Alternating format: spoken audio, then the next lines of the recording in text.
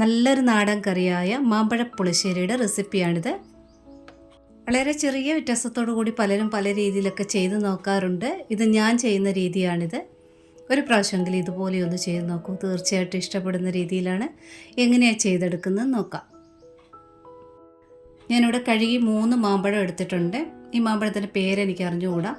ഇതിന് പുളിയുമുണ്ട് മധുരമുണ്ട്. ഇതിന് 3ൻ്റെയും തൊലി കളഞ്ഞിട്ട് ചട്ടിയിലോട്ട് മാറ്റിയിട്ടുണ്ട്. ഒരു 3 പച്ചമുളക് എടുത്തിട്ടുണ്ട്. പഴുത്ത പച്ചമുളക് ഉണ്ടെങ്കിൽ ഒന്നെങ്കിലും ചേർക്കാൻ നോക്കണം. ഒരു പ്രത്യേക ടേസ്റ്റ് ഉള്ള പോലെ എനിക്ക് തോന്നിയിട്ടുണ്ട്. ഇനി കുറച്ച് ഉപ്പ് ഇട്ടിട്ടുണ്ട്.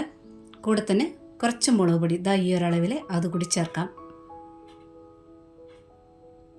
ഇനി ഇതിലോട്ട് 1 സ്പൂൺ വെളിച്ചെണ്ണയോടെ ചേർക്കുക. വെളിച്ചെണ്ണ തന്നെ ചേർത്തിരിക്കണം. നാടൻ റെസിപ്പിയല്ലേ. ഇനി ഞാനിത് കൈവച്ചൊന്ന് ഞെരടി എടുക്കുകയാണ്.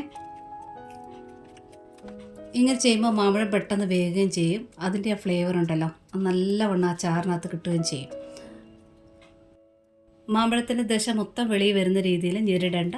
ഒരു പകുതിയോളം ഒന്ന് ഞെരടിയാൽ മതി. ഇനി ഇത് വേകാൻ ആവശ്യമുള്ള വെള്ളം ഒഴിച്ചിട്ടുണ്ട്. ഒരല്പം മഞ്ഞൾപ്പൊടിയോട് ചേർക്കാം. മിക്സ് ചെയ്തെടുത്തിട്ടുണ്ട്. ഇനി കുറച്ച് കറിവേപ്പിലയൂടെ ചേർത്തിട്ട് വേവിച്ചെടുക്കാം. ഇടയ്ക്കൊന്ന് ഇളക്കിയിട്ടൊന്ന് മൂടി വയ്ക്കണം. മാമ്പഴമൊക്കെ നല്ലവണ്ണം വെന്തിട്ടുണ്ട്. ഇനി ഇതിലൊരു അരപ്പ് ചേർക്കണം. തീ നല്ലവണ്ണം കുറച്ച് വയ്ക്കുക. ഇനി അരപ്പ് എന്താ ചേർക്കുന്നതെന്ന് നോക്കാം. ഞാനൊരു 3/4 കപ്പ് തേങ്ങ എടുത്തിട്ടുണ്ട്.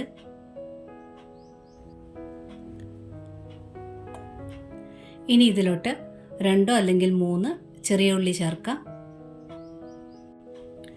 ഇനി ഇതിൽ 2 ചെറിയ വെളുത്തുള്ളി ചേർക്കാം.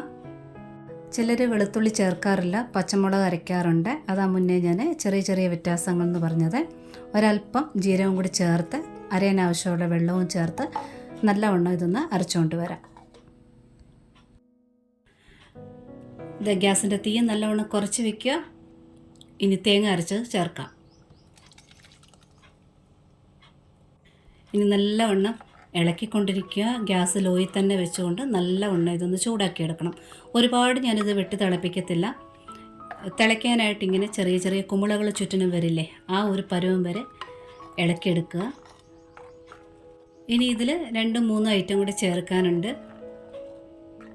ഈ ഒരു പരുവത്തിലാണ് ഇപ്പം ഞാൻ ചാറെടുത്തിട്ടുള്ളത്. കറി ഒന്ന് തണുത്ത് കഴിയുമ്പോഴത്തേന് ആ കറക്റ്റ് പരുവത്തിലുള്ള കൊഴുപ്പ് വന്നോളും. തൈര് കൂടി ഇനി ചേർക്കാനുണ്ട്. ഇനി ഇതിൽ ഞാൻ ചേർക്കാൻ പോകുന്നത് വറുത്ത് പൊടിച്ച ഉലുവയുടെ പൊടിയാണ്. ഉലുവപ്പൊടി ചേർക്കുമ്പോൾ നല്ലൊരു ടേസ്റ്റാണ്. അത് സ്കിപ്പ് ചെയ്യരുത്. ബബിള് പോലെ ഇങ്ങനെ വരാൻ തുടങ്ങിയിട്ടില്ല, തിളയ്ക്കാൻ വന്നിട്ടില്ല. ഈ സമയത്താണ് ഗ്യാസ് ഓഫ് ചെയ്തിട്ടുണ്ട്. ഇനി ചൂട് കുറയ്ക്കാനായിട്ട് ഇങ്ങനെ കുറച്ച് സെക്കൻഡ് നേരത്തെ ഒന്ന് ഇളക്കിക്കൊണ്ടിരിക്കുക. അല്പം ചൂട് കുറഞ്ഞതിന് ശേഷം 1/2 കപ്പ് തൈര് എടുത്തിട്ടുണ്ട്. നല്ല കട്ട തൈര്, അധികം പുളി ഇല്ലാത്ത തൈര് വേണം എടുക്കാനായിട്ട്. മിക്സർ ജാറിലിട്ട് ഒന്ന് ഉടച്ചെടുത്തിട്ടുണ്ട്. അതോട് ചേർത്ത് ഒന്ന് ഇളക്കിക്കൊണ്ടിരിക്കുക. ഇങ്ങനെയാണ് ഞാൻ ചെയ്യാറുള്ളത്. തേങ്ങ ചേർത്ത് കഴിഞ്ഞ് ഒരുപാട് വെട്ടി തിളപ്പിക്കാറില്ല. തള വരുമ്പോൾ ഗ്യാസ് ഓഫ് ചെയ്ത് അല്പം ചൂടാറിയതിന് ശേഷം തൈര് ഒഴിക്കുക.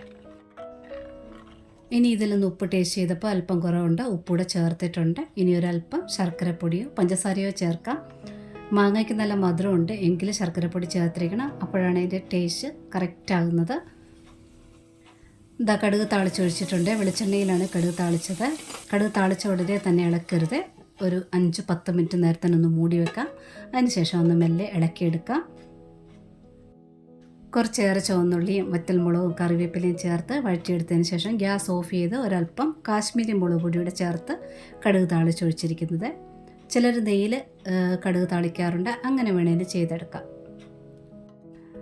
ഞാൻ പറഞ്ഞപോലെ തണുത്ത് കഴിയുമ്പോഴത്തേന് കുറച്ചുകൂടെ ഒന്ന് കറിയൊന്ന് കൊഴുത്ത് വരും. കറക്റ്റ് പാകത്തിനുള്ള ആയി കിട്ടുകയും ചെയ്യും. തനി നാടൻ റെസിപ്പിയായ മാമ്പഴ പുളിശ്ശേരി ഇഷ്ടപ്പെടാത്തവരാരും തന്നെ ഇല്ല. നിങ്ങൾ ഇതുപോലെയല്ല ചെയ്യുന്നെങ്കിൽ ഒരു പ്രാവശ്യമെങ്കിൽ ഇതുപോലെയും കൂടി ഒന്ന് ചെയ്ത് നോക്കിയോളൂ. പിന്നെ ഈ റെസിപ്പി ഇഷ്ടപ്പെട്ടിട്ടുണ്ടെങ്കിൽ ഒന്ന് ലൈക്ക് ചെയ്ത് സപ്പോർട്ട് ചെയ്യാൻ മറന്ന പോലെ സബ്സ്ക്രൈബ് കൂടെ ഒന്ന് ചെയ്തേക്കണേ. Thanks for watching.